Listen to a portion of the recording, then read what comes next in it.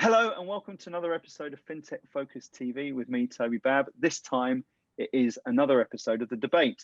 The Debate is where we're bringing some of the greatest minds in fintech together to talk together on some of the pressing issues and opportunities and all the good stuff that's going on in fintech at the moment.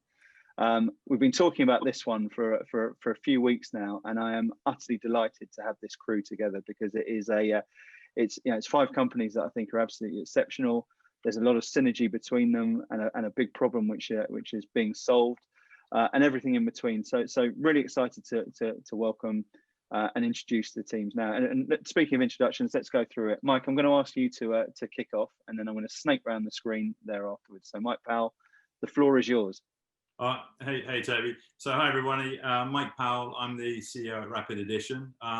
Rapid Addition has been around for a while. We make we basically provide core platform, trading technology platform for enabling electronic trading workflow. Fantastic, thank you very much. Now the man who made it and put it all together for us, Steve, please introduce yourself. So hi, I'm Steve Grob. I'm the founder of Vision57. Good man, good man. We shall now move over to New York and hear from you, Jon, over at Velox. Thanks, Toby. Hi, everybody. I'm Jon Butler. I'm the CEO of Velox. We are delivering what we call the future of front office technology. So delivering technology solutions that help our clients start innovating again across the sales and trading kind of domain. Fantastic. Thank you very much. Reena, over to you. Hi, I'm Reena Raichura. I'm head of product solutions at Glue42. And what Glue42 does is desktop interop, and that's essentially integrating the user experience, so bringing applications together on the front end. Fantastic, thank you very much. And last but by no means least, it's Mark Montgomery. Mark, how are you? Very good, thanks Toby. Thank you for having me here. I work for Big XYT. Big XYT is a data analytics firm, and I'm responsible for strategy and business development, and that's spreading the word about how these complex problems around data analytics can be made a little bit simpler, particularly for the financial markets community. Fantastic. So we're already seeing this sort of web of how it all fuses together across the solutions at the moment. Steve, I want to come to you first and foremost, and I know there's a sort of connection that sort of binds everyone to you in this, but let's talk a little bit about it. It's not heavy metal. But in addition to heavy metal. That's the finale. Steve's going to play us out, I'm sure. Coming back into Vision57, you were sort of coy there at the start, but I know we want to build it out a little bit further on. There's a purpose behind it, and I've spoken about it at length. I love what you're doing. Tell us a little bit about the purpose of Vision57 and what you're doing. Yeah, so the idea was incredibly simple. When I left Fidesz, I'd been there 15 years, really enjoyed my time there, worked with some super smart people. And I left, I wasn't actually quite sure what I wanted to do, but I still had the same passion for technology and capital markets. So almost as a bit of sort of self-help therapy, I started just researching the firms, the tech firms that I thought could make a real difference to capital markets and solve the problems that they have today. And you could sort of sum those problems up as 3 corners of a sort of eternal triangle. Firstly, they have to get more efficient. It doesn't matter how you participate in capital markets. The money that you make from whatever it is that you're doing today is significantly less than it was before. So you can't afford vanity technology projects, building big in-house systems, and so forth. But the second thing is that businesses also have to get a whole new level of agility. And in fact, Reena and I were doing a webinar just before this, and we were talking about a concept, a phrase coined by Gartner called the composable enterprise, which is about having a business that can constantly flex and change to opportunities or threats. And I know Jon has a slightly different definition of the composable enterprise because he kept emailing me whilst I was doing this webinar and what he thought it meant, but you can get his view maybe in a minute. But so efficiency, agility, and then the third corner of this triangle is doing more with the data, the information that's flooding through these businesses, because that's, you know, that's the new fuel, power, oil, whatever you want to call it. And so as I researched a whole ton of companies, I started to, what emerged was a sort of, because obviously I wanted to pick the ones I thought were going to be successful, and a sort of self-evident Turing test emerged where you could see a number of themes between the firms that were going to be successful. So first, they clearly had technology that was highly relevant and really exciting. And I could immediately see, oh yeah, I can see the problem that solves for, the problem set that solves for. The second was that they could split the work between man and machine, or human and machine, incredibly effectively. And the third was that it was very clear to see how their technology would enable the users of that technology to, you know, get more efficient, but more important than that, deliver better service to their clients. And so the group that is in front of you were kind of self-selecting in that. And so, and what's been very interesting has been is actually connecting some of them together. So there's a couple of projects where, for example, Glue42 have worked with Velox on implementing particular solutions. So there's, yeah, there clearly is a lot of sort of connective ideas between them all. Yeah, I think that's fascinating, isn't it? And we've seen collaboration become more and more to the fore, particularly, I think, actually, because of, you know, COVID, and we're filming this on the day of, I guess, going back into to lockdown 2, with a very different market to the one which we saw a little while ago. But you move it back there to the problems that that people are solving. And when I'm looking at successful companies at the moment, and speaking to, you know, we've spoken to hundreds over the last few months, there is a very, very core element of the basic and most basic aspect of what you want to look at, which is, are people solving genuine problems and providing those pain points? And absolutely agree with what you're talking about in that. And we're going to cover a few of those problems today, aren't we? So let's kick off. Actually, if I could just jump in though, I think Sorry, of course you can, Jon. Yeah, I would say also, and Steve, I'm kind of I'll come back to the composer and try to comment in a minute. I wasn't trolling you. I was actually providing you with alternative ways of. So won't this guy shut up? He keeps sending me bloody emails. I'm trying to. I would just add to that about it's not just about the solving of obviously we're all trying to solve relevant problems, but I think also what's common is we're solving those relevant problems in a way that hasn't been done before. Right, you're providing a new way of solving the problem, a new way of looking at the problem. Because I think that the industry as a whole, the problems have been there for a while. They're not necessarily new problems. They're just the solutions that have been conceived and implemented just haven't worked, and they've left us with huge expense base, you know, an inability to innovate. And so I think, it's the solving the right problems, but coming at it with something new, right? With a new approach that. I forget what one of the Goldman CEOs said, you know, standing on the shoulder of giants, right? Which is building on top of the things that have gone before to try and find that kind of like the right and best solution. I like it as the sort of jam jar where someone's trying to open it for ages and then someone else comes up and just does the final screw and it makes you look like a complete idiot there afterwards. So maybe this is Fintech's jam jar moment for problems to have been worked on for some time that are finally being solved. But thanks for adding that in. The data problem in the industry has been one that's spoken about, and you know, if it's a problem or if it's something there which has been a buzzword that's been spoken about for a long time, to me it seems one of the things that's been lagging behind various other sectors. And I speak about this a lot on the show about how data has been a hype word in fintech for a while, but massively underutilized. Mark, I know you guys are on the cusp of opening that jam jar lid as well, and probably forcing it open. Tell us a little bit about your thoughts. Yeah, maybe we've got one of those special rubber thingies that just. They're clever. They're clever, those things. A little bit more easily. Yeah, I think Toby, it's for me, coming from a trading background, seeing the evolution of algos, TCA, program trading, electronic trading in the in the equity space in particular, but we saw that across other asset classes as well, developing in different ways.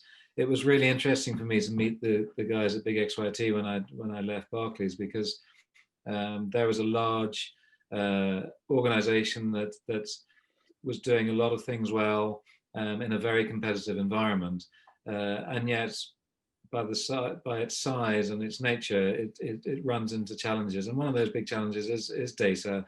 Data is owned by lots of different people within a large organization like that.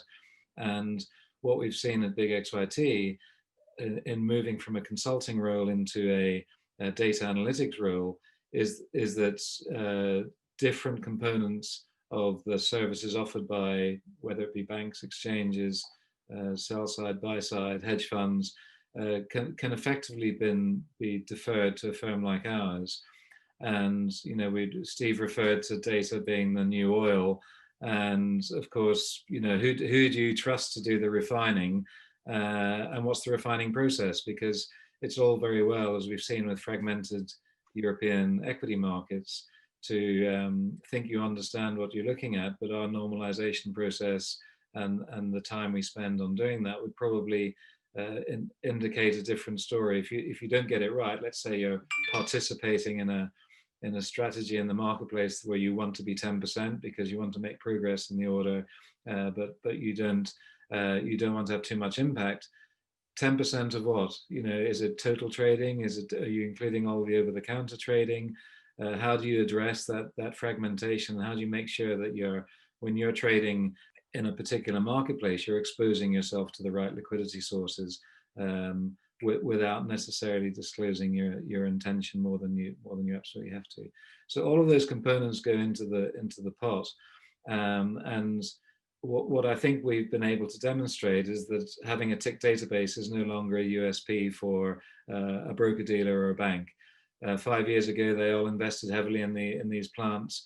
The fact is, if you can pull in the data and analyze it, then if it's public data, then why shouldn't a firm like ours be able to do that analysis for you? What you do proprietarily after that with your own proprietary data depends on your engagement with a firm like ours, but it also depends on your own data secrecy provisions and your client willingness to do that. And needless to say, we've got NDAs flying around all over the place in order to facilitate those conversations. But I think being independent helps us to not have to concern clients with whether there might be a conflict of interest. And I think a concern for a lot of fintechs is that whilst it's attractive to get an injection of capital from some sort of friendly sugar daddy, the danger is you might lose the ability to deliver a fully unbiased and independent mandate. So we're very cognizant of that, and I think because we did a lot of consulting in the early days before my time, we were profitable before that stage. So we've basically remained in a position where we're profitable and completely independent, which is rare for a kind of a fintech, although we're not really early stage anymore because we've done all of that work in the past. So it does expose us to a lot of conversations where, and this is again very interesting when I'm no longer wearing a broking hat, people bare their souls a little bit more because they're prepared to say, actually, this is a real challenge for us.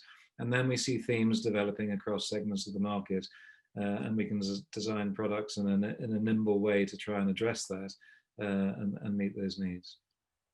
So again, it's sort of taking on that sort of information from the customer and giving them that trust and comfort that they're able to be presented with opportunities. Do you see people who are actually then taking that on and doing the right things with it? Is that common, or is it still shrouded in secrecy? That people get data and they get information. It is oil, but is it at the same sort of time, or that it isn't put into the right engine and utilized properly?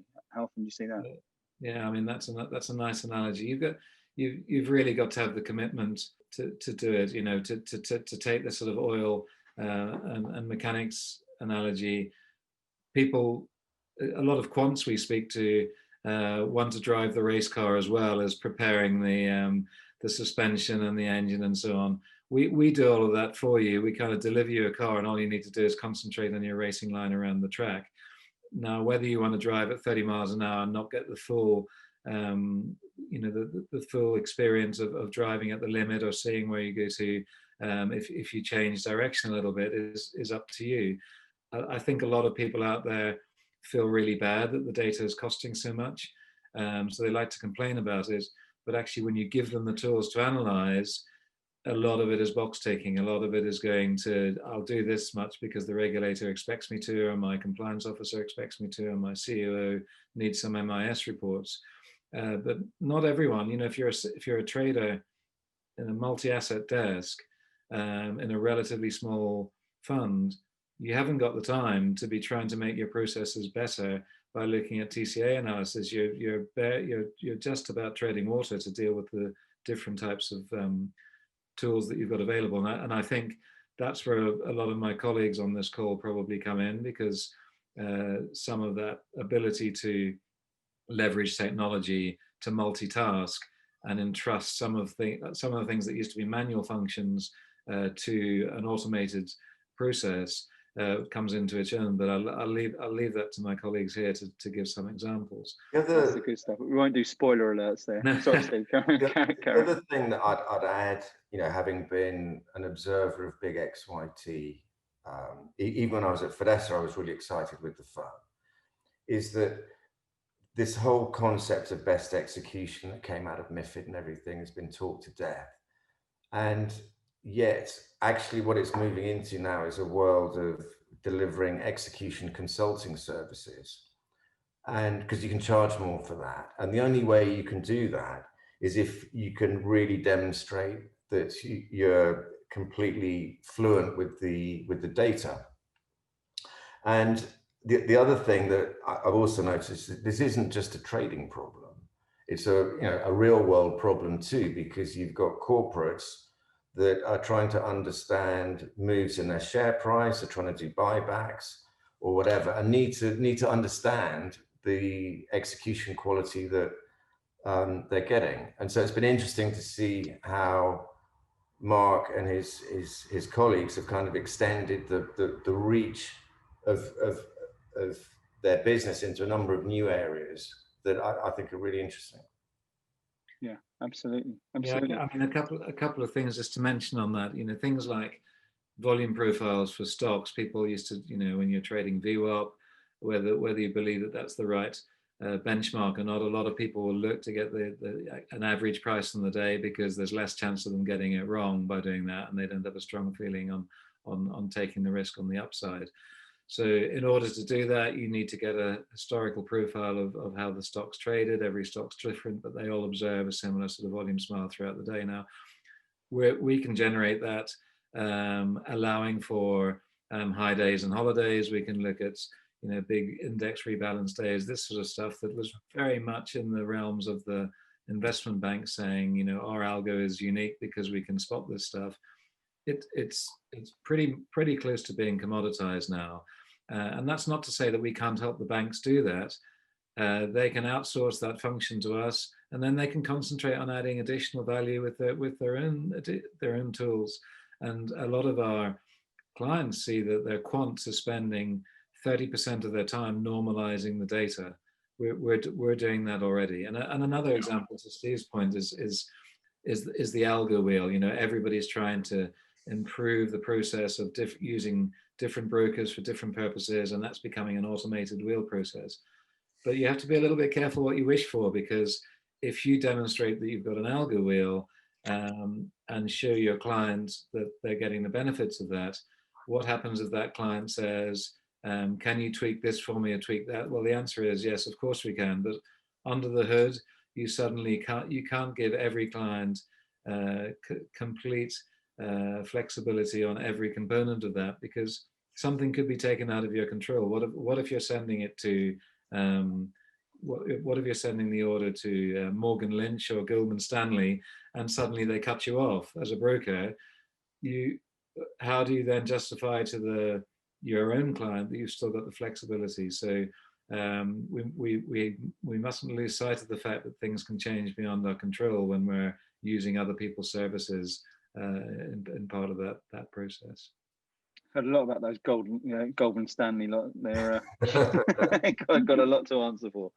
No, I want to move into the some of the opportunities out there in the market and big growth areas. And Mike, I know we've seen a lot and spoken a lot about this sort of growth in electronic trading and what that means. Give us your view of what's happening there at the moment. Yeah, it's interesting, right? And I think one of the great things about this kind of discussion with these other firms and Steve's kind of vision to a certain extent is, I think one of the things we're seeing in electronic trading is the sort of monolithic approach of, trying to build everything yourself or expecting that one vendor can deliver everything end to end probably increasingly isn't fit for purpose in a kind of modern world, particularly where people are struggling to sort of differentiate themselves. I might come back to that.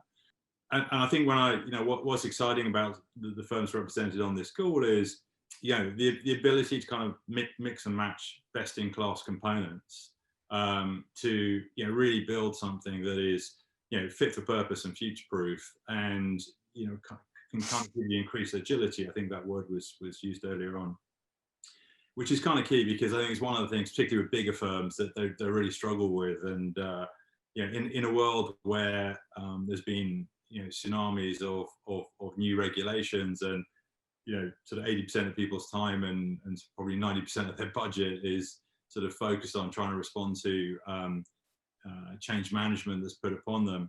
That whole ability to be agile is really difficult. And I think what's kind of exciting about the firms represented on here is the ability to come put these components together and deliver really compelling end-to-end solutions. And I think as markets increasingly electronify, that becomes even more important. So, if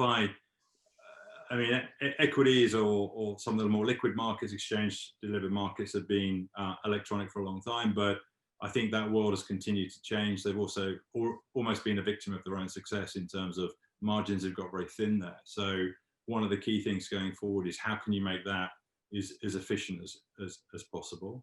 I think within that, particularly with some of the regulatory changes where a lot of the incentives have been kind of pushed out of the market. So research unbundling, softing, other type of incentives you can't do anymore. Prop trading from the sell side firms has kind of been regulated out. Dark pools we saw with sort of MiFID II. And now there's a lot of people turn to internalization to look to kind of improve profitability. That's kind of now under scrutiny of regulators as well. So it's kind of sort of flattened the playing field, and it's very much focused on this kind of execution side. And as Mark mentioned, there's new tools coming out. TCA has been around for a while now, algo wheels and so on. But it's kind of hard to differentiate yourself, right? This kind of differentiation dilemma. And if you layer on top of that your inability to be agile, that's not a great place to be. So I think we still see a lot of friction in electronic trading, particularly things like client onboarding, venue onboarding, how you're connecting to counterparties. And in a world that's already like horribly competitive, kind of creating a crummy onboarding experience and losing the client before they've ever placed a trade is not a great place to be. Conversely, a great experience, a very easy to onboard experience, gets you to A, improves the relationship with the client, but B, actually gets you to trading faster, which means revenue, right? So, and you're taking cost out of that, the whole experience, the process of onboarding clients.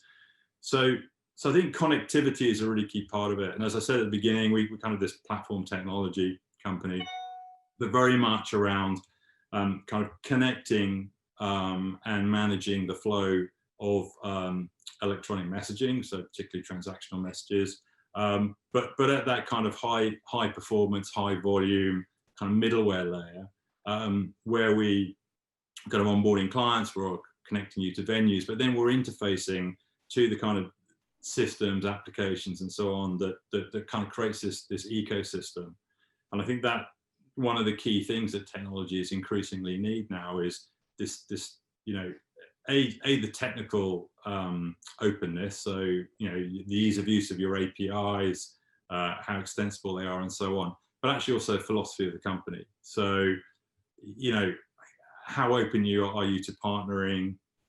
How much are you trying to kind of ring fence stuff and keep it for yourself? You know, and I think from the client side, they want it as open as possible. So, this whole sort of proprietary technology, proprietary protocols is something that's coming under increasingly scrutiny. And, as I said, I think Steve talked about it before. It's increasingly hard to make money in certainly in execution these days, right? Agency broking.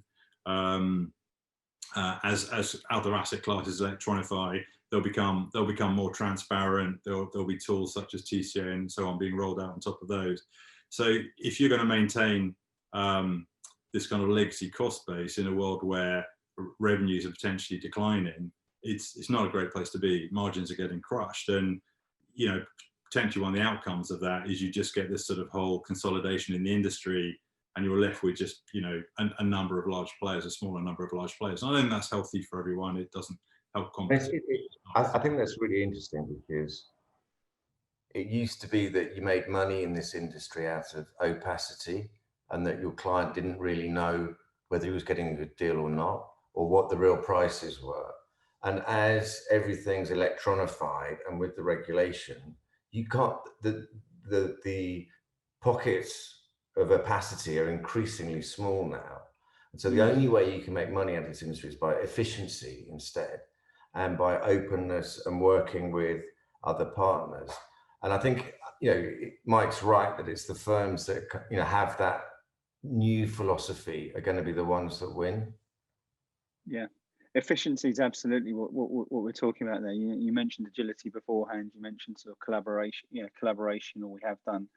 And we're seeing that already with the concept of data and its use for trading advantage. We've talked about speed and removal of friction, etc., etc. This is all here about companies who are looking at as we go back to the start, problems and seeing opportunities within them to give people the trading advantage to maximize those small gains. And I think that's really interesting, particularly around that sort of space.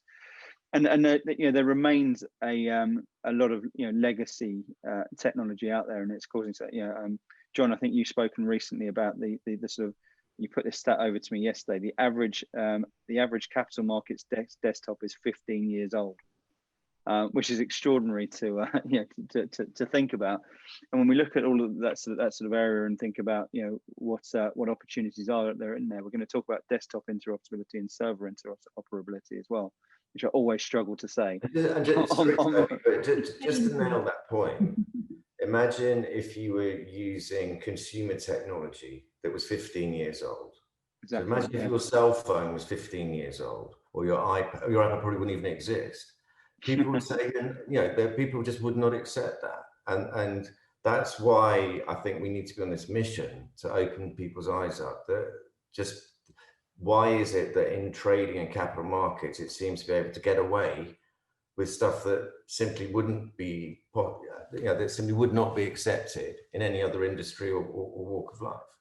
Well, it's fear, isn't it? There's so much fear that attaches around this. Sorry, I didn't hear who I just cut across, but very sorry for doing it, Jon. Jon, you fly away. I'll come back into it. I'm going to come on to you in a second, but you fly away there. What I was going to say was it's become a compounded problem, because the technology, essentially what a lot of these firms have, and we, many of us have worked at them, and have been part of that process ourselves, right? And it's hard for very good reasons and difficult problems, but it's the struggle to continuously invest.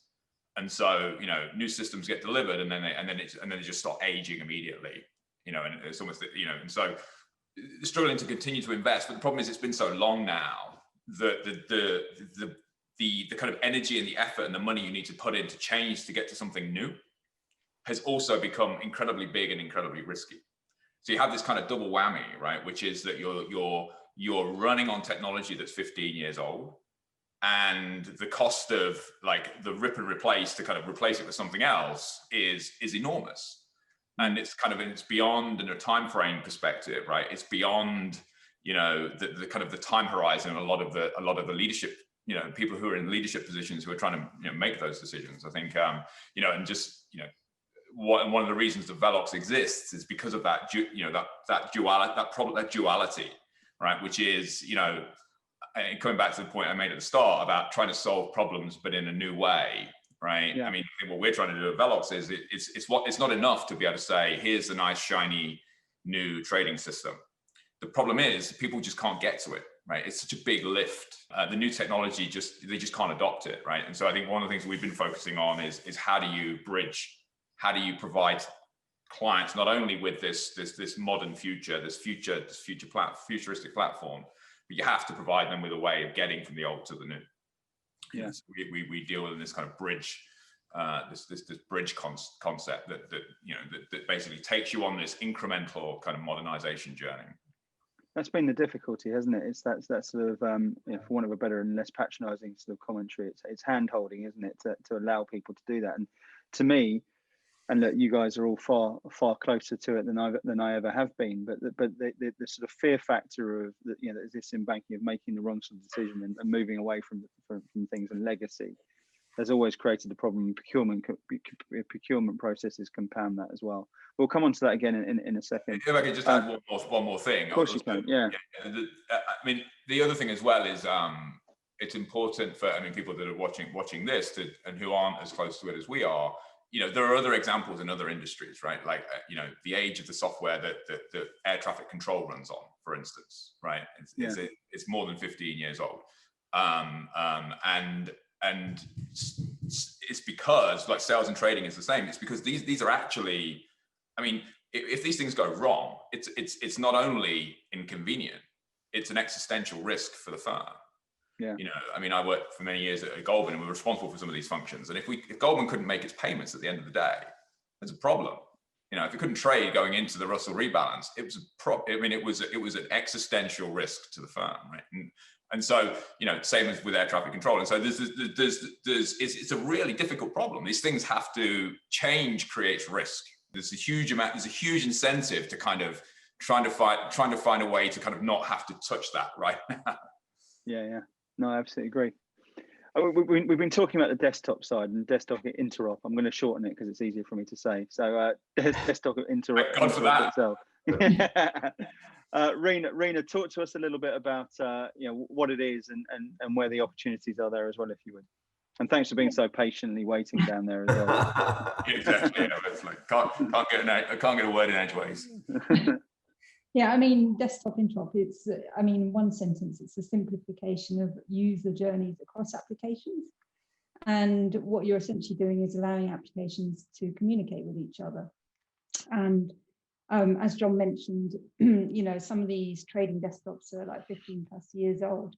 And generally, when you look at a trading floor, a trader has like 8 screens. They have a whole bunch of applications that make up the trading ecosystem. So what Desktop Interop and Glue42 allows you to do is to be able to communicate, to improve the workflows between the applications. So, traditionally, and I was doing it for years, have these big monolithic applications, and there was a lot of focus on customizing workflows, but you're within the walls of that particular application. But now there's a natural progression to say, okay, great, we're customizing workflows here. Or why can't we go from here to here? So it's just about making traders' lives easier. So in the past, traders are copying and pasting, rekeying the same information, stuff like that, exporting and importing CSVs. But we just share data between these applications and allow things to flow more easily and quickly.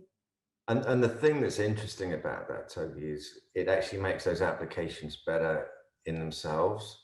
So if I said to my kids, look, if you want to order a pizza, use this device. If you want to get an Uber, use this device. If you want to text someone, use a pager on your waistband.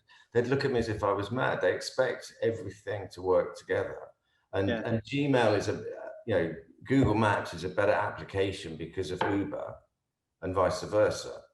And that's the clever thing that Glue42 is doing, is allowing that user journey to tunnel through the walls, if you like, of the different applications. And what Jon's stuff is doing is the more of the heavy lifting at the back end.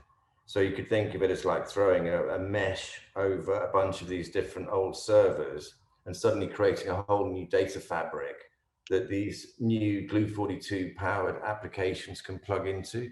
So that the net result is you end up going from a 15-year-old system to a completely contemporary one, but you haven't ripped anything out. You've just augmented what you've got and made it better. And then you can, as you want, go back and say, actually, that server component I don't like, I'll rewrite that one. Actually, that one's pretty good, so I'll keep that one. And that's the power of not just these companies individually, but I think collectively. And we've as I said right at the beginning, we've already had some good successes, not just in relating that story, but in implementing it already, which is pretty cool. I think one of the fascinating kind of phenomena, if you like, and I'm going to say this before. This is something that Steve's stolen, so I'm going to say it before he says it, right? Which is this: like nobody actually owns the desktop within kind of large kind of trading within trading firms. The way that things are organized is that teams deliver particular applications. And but nobody actually owns, the user actually is not actually catered for. They're only catered for in bite-sized chunks. And so this lack of ownership of the desktop has created just incredible fragmentation, right? And so there is just there's maximum disintegration, if you like. And so the Veloxes and the Glues of this world kind of really kind of coming at that, right? Which is trying to solve that issue of that lack of ownership, and looking at things from basically solving problems from the user perspective rather than the function perspective. Yeah, and we spoke about that before with you, about how you come from that sort of user background that then allows you to sort of see that from the other side as a vendor, which is a great background to come from. Jon, I'm going to stay with you to talk about the sort of journey from desktop interrupt to server interrupt, and again sort of seeing your take on that and how that ties into everything as well.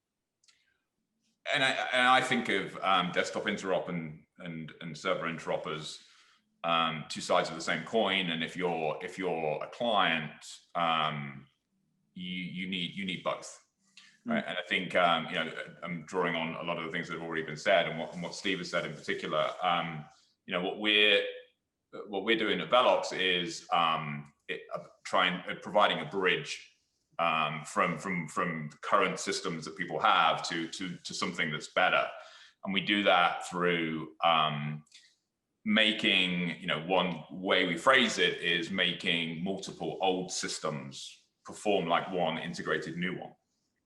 And how you do that is on the back end, the servers, you wrap a fabric or a mesh, as Steve said, to essentially get those servers to interoperate. And so you could think of, the way I think of the world is, if I'm a user and I'm looking at my desktop and I've got 20 apps, then probably 10 of those can be you can integrate them by getting the back ends to integrate and just putting one UI that sits on top of this kind of aggregated back end. It leaves you with 10 things, still leaves you with 11 things on the desktop, and then that's where you use your desktop interop to complete the swim lanes and the workflow, which is how you kind of go about your day-to-day business.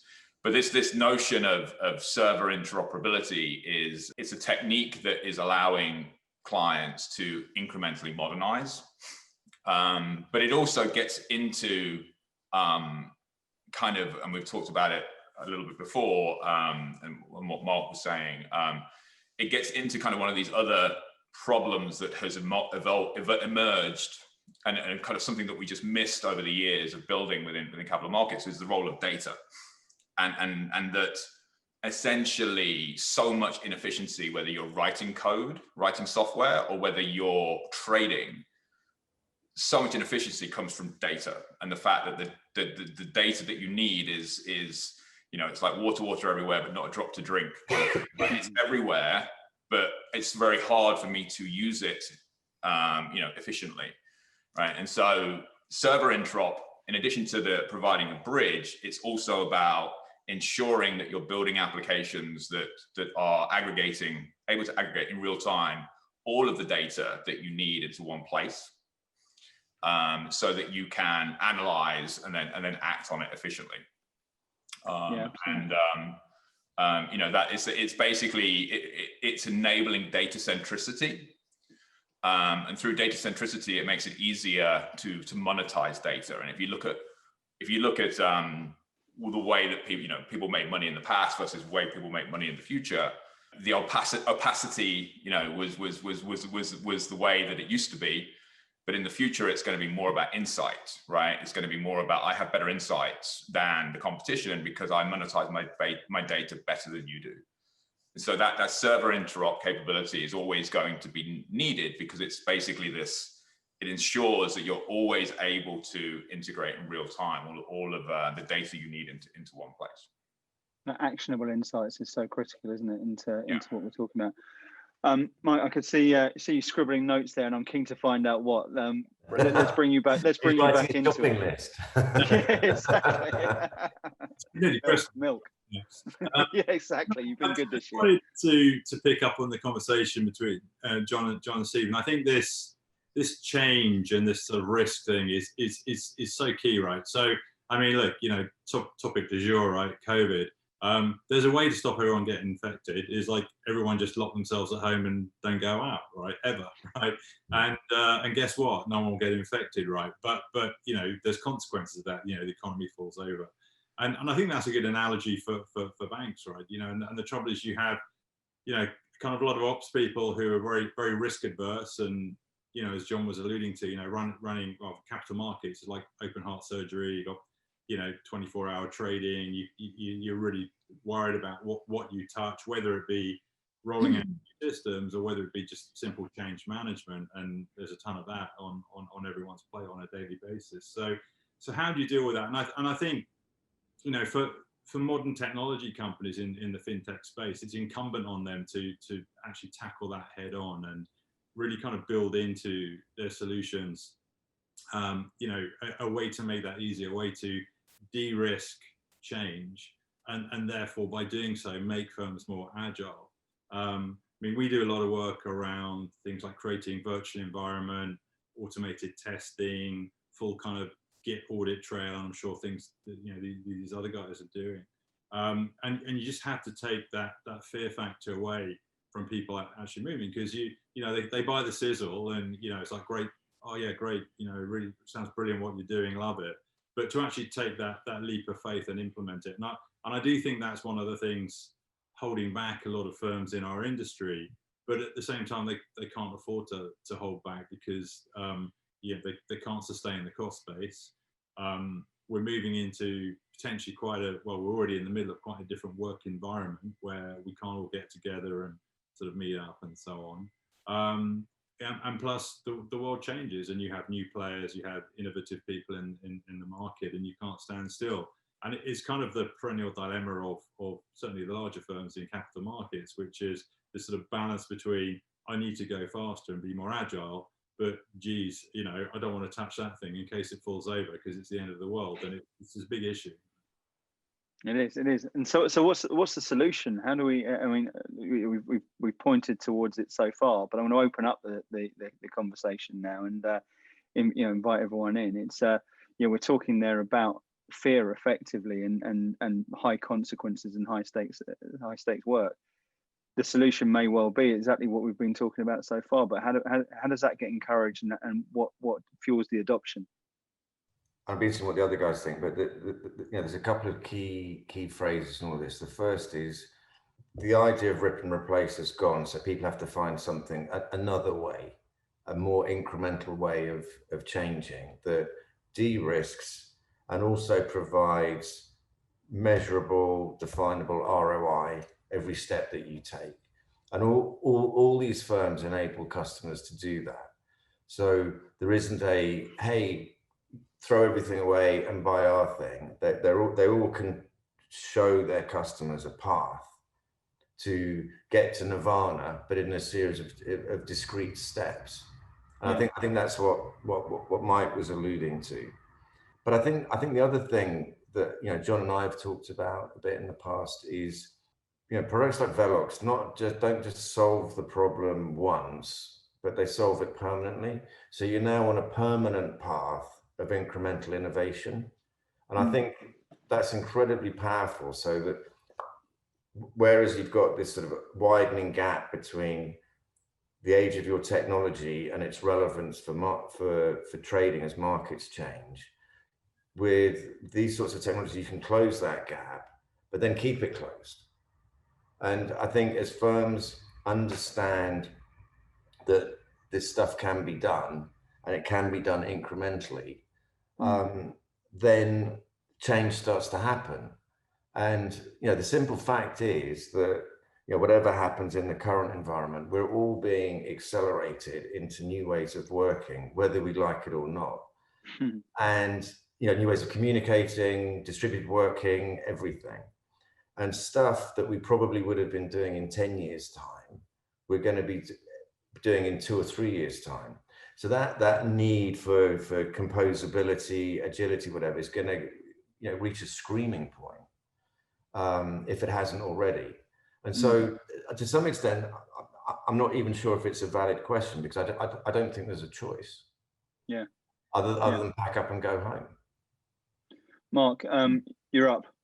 No, I mean, I was just making a couple of notes earlier on, and I think the one thing that everyone on this little gathering has got in common is that we've recognized that a lot of the things we're trying to evolve were things that were built for a specific output. We remember some of us remember the original Reuters screens and Bloomberg screens, and even ticker tape and big computer printouts and TCA reports that were produced quarterly that were 120 pages long.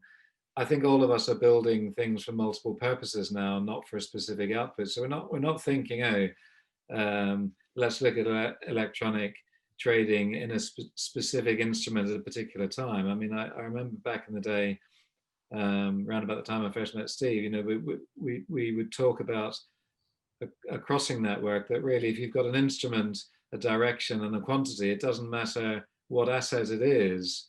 If you can find the other side of that trade, why should a dark pool just be limited to equities?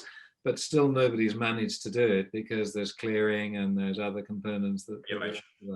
So I think building a framework or building the capability we can't guarantee it's future proof, but it's definitely something where we're saying we're giving you the flexibility to use these components. The workflow isn't going to change that much. Let's face it, the workflow in trading hasn't changed. You had a fund manager who gave the order to a broker, who went to a floor, which is now virtual, and executed, and it comes all the way back, and then the trade settles. That hasn't changed at all. Market making hasn't changed at the highest level. It's risk provision, but in a different way, by people who want to make money out of short-term price movements, and others who want to make money at the other end of the food chain out of longer-term price movements. So that isn't the point. The point that we see in the TCA space, for example, and I think it's quite a relevant one, is that people get concerned about transference of data. I don't want to worry about having to tell my chief operating officer I've got to pass all this data to a firm I didn't really know about before, who's going to analyze it all and tell me whether I'm doing a good job or not. Well, actually, you don't even need to transfer the data to us. We can independently benchmark your trades by you interrogating through our API for the results that you are looking for. Now, ultimately, 10 years ago, people might have said, well, if you do that, then people could change the numbers to suit their needs. Well, you might go to prison if you do that now. So the answer is, if you can independently source the information and you can create your own reports using that, why should we even tell you what benchmarks to use or what analysis to do? That's up to you. It's up to you, the user, to use the tools that are available, use our tick database, and create the results that you need to demonstrate how good you are to your clients, and then you might get another order the next day. Yeah, absolutely. We've touched on something which I think is really interesting as well, which is the acceleration through COVID. I've read numerous different reports and blog pieces and articles just talking about the sort of speed of digital innovation and evolution. And Steve, I think you said there that things that we would have been waiting 10 years ago. It's almost like 2 weeks away, isn't it? Around some of the things we're doing. Reena, I want to come to you and just think of how COVID does change things at the moment and the general future of the industry, because it's I've said this a few times. The villain of the piece in 2008 was the financial sector. To me, it looks very much like this is one of the at the front of the queue for people who've done particularly well and provided stability through this particular period. So, villain to hero is a story in my head at the moment of what we seem to be seeing through financial services. COVID, it's got a lot to answer for, but it's also got some things there which have driven rapid innovation and creates a really interesting future for the industry. What's your take on everything and what changes we'll see? Yeah, I mean, if we talk about desktop interop again in Glue42, I mean, what we've seen is, if you go to the trader's desktop and the 8+ screens and the disparate systems, then you bring in COVID and lockdown, and suddenly, you have to find a new way of working from home. The traders aren't going to have 8 screens at home. Well, they might, but I think it might get hot in that room. So what we're seeing is that, like Steve said earlier, there's a big push towards acceleration, and I think for some firms that's come earlier than expected. When you have desktop interoperability, you can even I can't say the word desktop. It's my fault. I've spread it now. Interoperability, it allows you to be more organized on your screen real estate, essentially. So you've got the applications communicating with each other, but you can also create unified workspaces, centralized notifications, alerting, that type of stuff. So with this whole acceleration towards digitalization, what we've noticed as a firm is that there seems to be 2 types of clients, and it depends who you're talking to as well. So if you're talking to technologists, they want to go on the full digital transformation journey and build platforms and micro applications. And, essentially it's an extension of your phone, the interop on your phone. But when you talk to businesses, it's more about solving that specific problem. And it's more of a gentler slope towards that digital transformation. So the way I see the future going is moving away from monolithic applications into the more micro apps. And I think, again, in the old days, the more traditional applications, I think they tried to be, everything for everyone. And now we're seeing these specializations. So for example, Mark, Big XYT, that's specific to analytics. Mike's world is all about client connectivity in the fixed space. So it's about having these specialisms and having these micro apps work together. Yeah, absolutely. Jon, I know you've got a strong eye on the future, and your pencil's going up there as well. So literally, in that situation.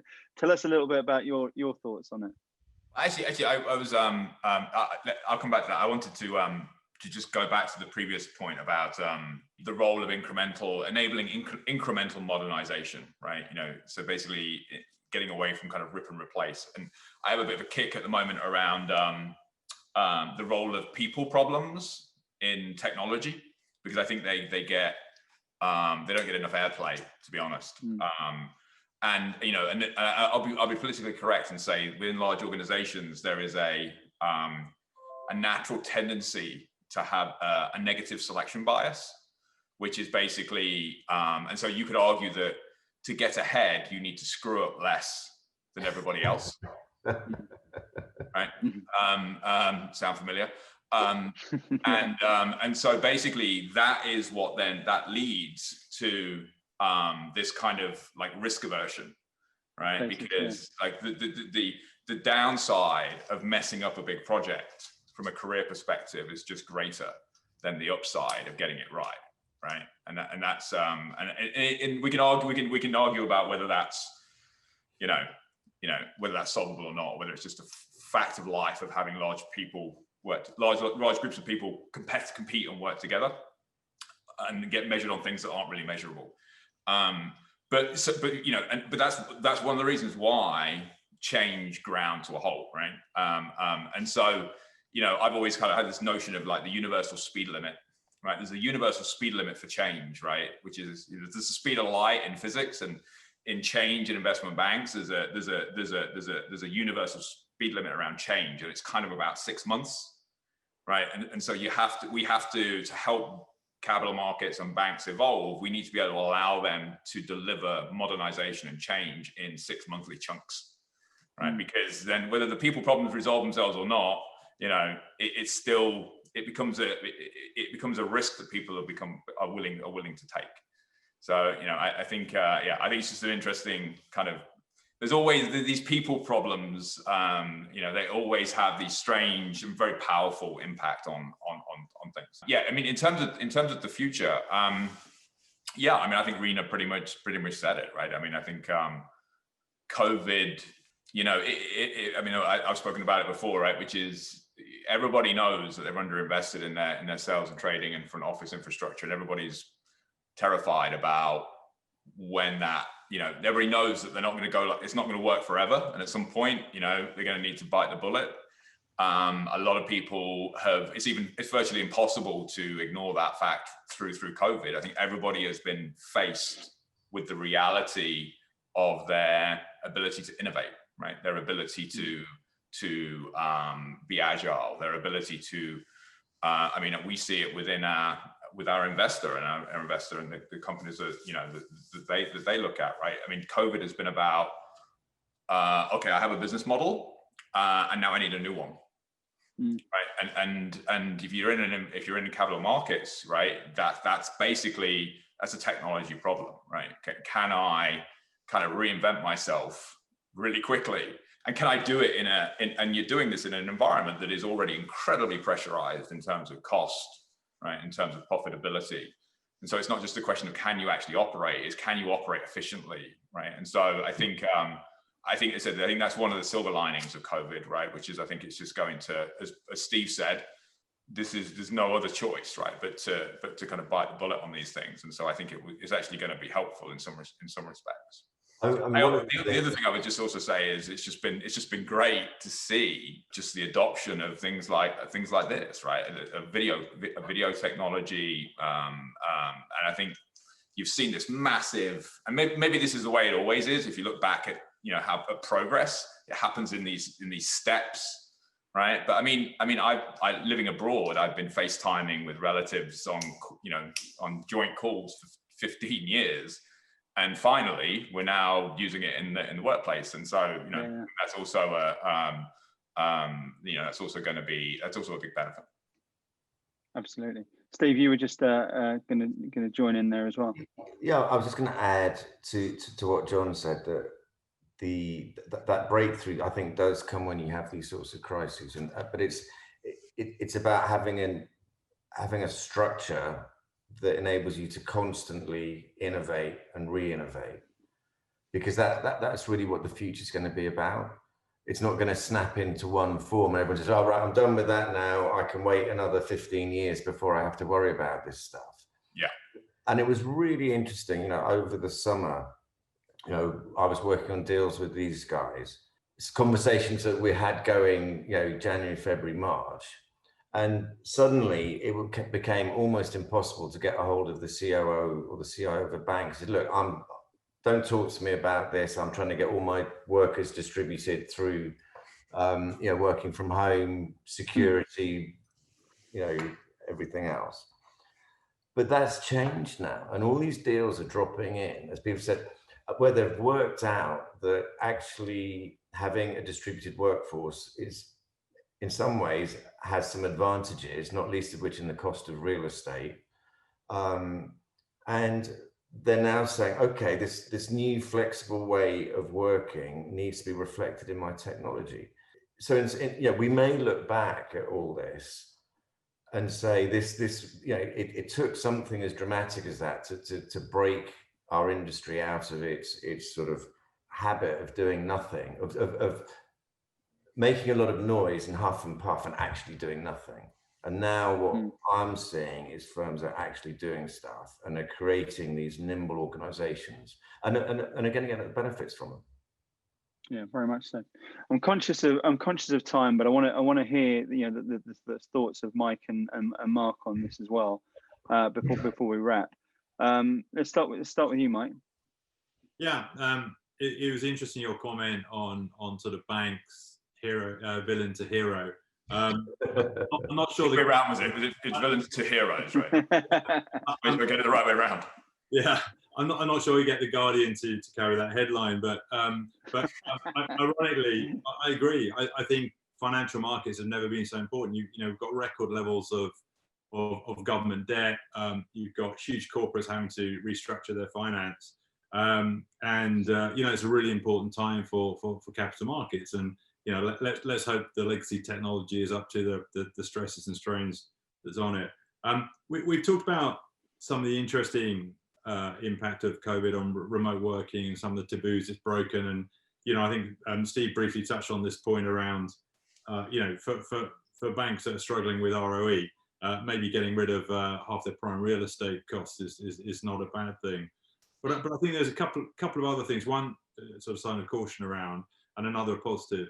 On a cautionary note, I think firms have coped quite well. The tools we've had in place now compared to a decade ago, even 5 years ago, have actually made remote working a hell of a lot easier, and most firms seem to have coped well. But I think that's because they're dispersing existing experienced teams.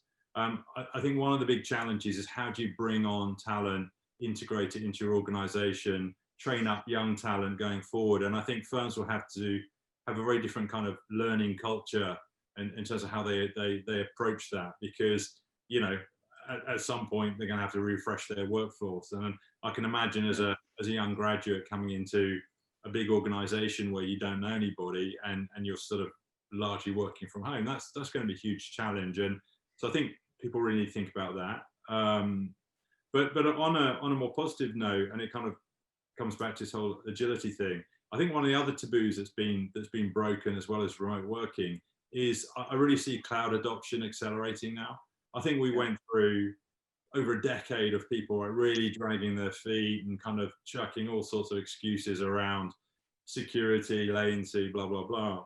But I think the penny's dropped on that. I think there's been some huge progresses in market data. We're seeing a lot of things like, I was speaking to a big SI firm recently talking about doing a lot of projects around hosted risk management in the cloud, putting systems like Murex and Calypso and stuff into the cloud. But increasingly we're seeing the trading space also looking at that, right? So yeah, you're not going to do your HFT, DMA, kind of necessarily in the public cloud, but if you think about sort of generic order routing, care orders, retail flow, there's tons of applications for trading in the cloud as well. So I think that's an area we're going to see accelerate and potentially accelerated by COVID. So that's an interesting area to watch, I think. Absolutely. Yeah, I agree. And Mark, let's hear your thoughts. Well, I mean, I think I definitely relate to what Mike's saying about the youngsters getting mentorship. There are benefits for them, though, that I'll come to in a second. I think to look to the future, I'm curious kind of around the supply chain and payments, around some of those things that were tangible in the past, around research, around execution, and there's been disintermediation around outsourced trading desks and research boutiques. And these things are all now utilizing technology in different ways, but they're serving the ultimate consumers in a different way as well. So I'll be fascinated to see how that all develops. But as we see this cost of looking after the surroundings of your employee shifting from the employer to the employee, I do kick myself for not getting into the the prefab garden room market, because I think that supplies of these I could have made a fortune in the last 6 months. But picture the scene. I was talking to a guy who's a management consultant who's genuinely painted this picture, which is on one hand amusing, but also very scary. So you've got a couple of traders sitting in a room with the ops guy next to them and an algo developer. But that's all they've got in common, apart from the fact they all went to uni before universities became closed prisons. And what they actually found is that they could, until they got their first bonus from their investment bank or hedge fund employer, they had to share a flat or a house together. So they're sitting in Clapham, and they all work for different firms. They're all working from home, and whilst they've all got their own, networks that they're plugged into, I'm not sure whether the naivety of youth prevents them to being aware of the risks of insider trading, the risks of the security of that management. We've got a serious problem on our hands, and senior management are absolutely terrified about this problem. Mm. So it's a challenge. Technology solves a number of the aspects, but I tell you what, when if I was 25, sitting in a room with a couple of mates who are trading for a hedge fund and someone else is doing the opposite, that information is like, it's sweets for free in the sweetie shop. And how do you actually maintain some degree of social ethical management in that scenario? So that's definitely a hot topic at the moment, and I'll be fascinated to see how it develops. It's going to be keen eyes on Clapham and Putney at the moment. I'm sure from that as well. Yeah, that sort of in 2008 we kind of saw a lost generation of graduate and entry level talent, and there's going to be even more concern and scrutiny about that, and how we keep that going, and it sort of levels out over a couple of years, but it is a difficult situation. And Mark, I think there's absolute relevance there. And actually, I could talk about this. Sorry, Karen. Yeah. Just it's quite hard to give someone a bollocking on on a Zoom call. If you go, I got plenty tips for the trade and sales and so on when I was younger, because someone would come out and say, yeah, that was quite good the way you handled that one, Mark, but don't let me ever hear you say that again, or don't. No, I don't know whether people are able to do that, because those scenarios and those environments aren't in existence at the moment. So that's tough as well. Very difficult. That sort of water cooler learning. It's a very the generational issue of there's from a mortality rate ratio. There's problems at the top end, but at the bottom end as well, and the entry level, it's a very, very difficult piece that I think people who can find a solution to that, and that's a whole nother show, can come into it at another stage. I think it only fitting that I give the final word to you, Steve, just to sort of wrap things up, because I'm conscious of the time, and I'm conscious that everyone's got fireworks extravaganzas to go to any second as well, I'm sure. Oh, let's not talk about the election. We won't go into it. I mean, firstly, thank you, Toby, for hosting this.